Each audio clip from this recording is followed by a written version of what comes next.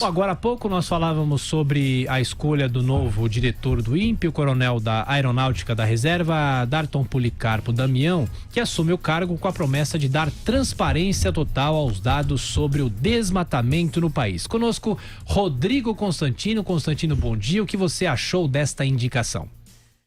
Bom dia, Tiago. Bom dia a todos. A indicação parece boa, né? Quer dizer, o currículo, a meritocracia parece que foi respeitada.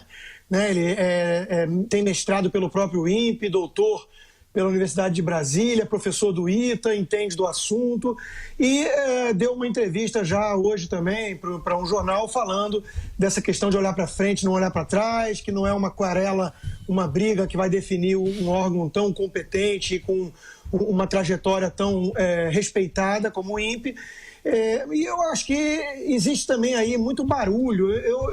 Eu entendo que a retórica do presidente não ajude, né? Quer dizer, essa coisa de maus brasileiros que falam mal da Amazônia e traem o país, nada disso ajuda. Mas eu estive conversando com o ministro Ricardo Salles e vi também as explicações que ele deu em público e parecem convincentes. Quer dizer, houve ali muito ruído, um problema de comunicação. Eu acho que a demissão do Ricardo Galvão se tornou inevitável, uma vez que ele trouxe a público uma reação à fala do presidente daquela forma, e ficou... O próprio ministro Marcos Pontes também deu uma entrevista dizendo que ele considerava a situação insustentável e não poderia mantê-lo no INPE após aquilo, né? Então, houve um erro de comunicação. As críticas que o Ricardo Salles e o governo fizeram à forma como os dados do INPE foram abordados pela imprensa, principalmente, me parecem legítimas. Inclusive, um professor, Alexandre Galvão, patriota da USP, que entende do assunto, do Departamento de Estatística, também alegou que fazem sentido essas críticas. Quer dizer, o falso positivo, o timing que foi feito o levantamento e tudo divulgado naquele mês que pareceu inflar os números, a superposição no mapa. Então, há críticas técnicas que foram feitas.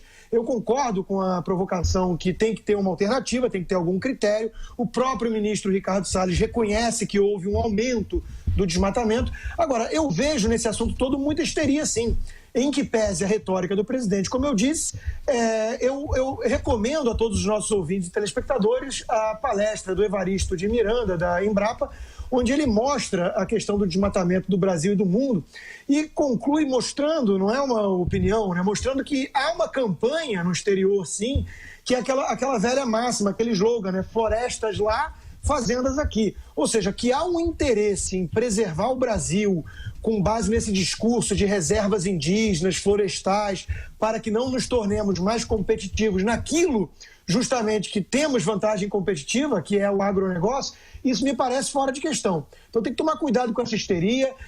Podemos reduzir desmatamento, mas o desenvolvimento econômico andar junto. Não são coisas excludentes. E me parece que há uma inclinação mais ideológica aí de uma ala, digamos assim, ambientalista, que pensa o contrário e quer, no fundo, impedir o nosso progresso. Ô Constantino, e só para a gente fechar, ainda nos efeitos daquela notícia que saiu nos últimos dias, de que o ministro Sérgio Moro teria omitido uma palestra remunerada enquanto juiz, o que é proibido. Ele disse que todo o dinheiro foi para uma instituição de caridade, ele fez um repasse dessa verba, mas é uma polêmica válida ou apenas um barulho que continua nesses dias, Constantino? É barulho, é bobagem, é mais uma tentativa de manchar a reputação de uma pessoa que merece todo o nosso respeito pela coragem, pela luta que liderou no combate ao crime, à corrupção do alto escalão, né, dos mais poderosos, de uma quadrilha perigosíssima que tomou o estado todo de assalto. E veja, isso faz parte daquela tentativa de emplacar uma narrativa de que o Moro não é perfeito, também erra. Bom, ele omitiu, esqueceu uma palestra, sendo que declarou várias outras e ainda doou os recursos da palestra para caridade, né? O sujeito que ele prendeu, que no fundo é quem incentiva esse tipo de ataque à sua imagem e reputação, ele não esqueceu palestra, não, ele ocultou um sítio e um triplex, que foram ganhos como propina. E as palestras que ele fazia eram palestras fantasmas, muito bem remuneradas e que inflaram lá o seu patrimônio em milhões e milhões. Então veja a diferença.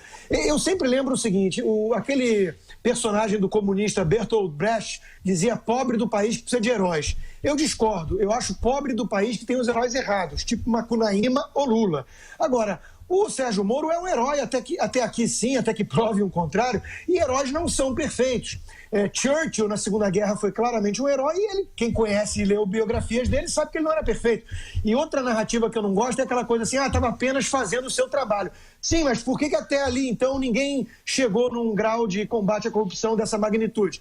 O bombeiro que salva vidas, arriscando a própria vida no incêndio, também está fazendo apenas seu trabalho. O militar também, que vai para uma guerra e ajuda a proteger as liberdades de um país, também está fazendo apenas o seu trabalho. Essa narrativa sempre tenta, no fundo, diminuir a importância do papel do Moro. Ele é um herói no sentido de que ele teve a coragem, pela primeira vez em muito tempo ou na história, de fazer de fato o seu trabalho dentro, ao que tudo indica, dos limites da lei e combatendo uma quadrilha perigosíssima. Parabéns ao Sérgio Moro. Tudo isso aí para mim é tentativa de poluir.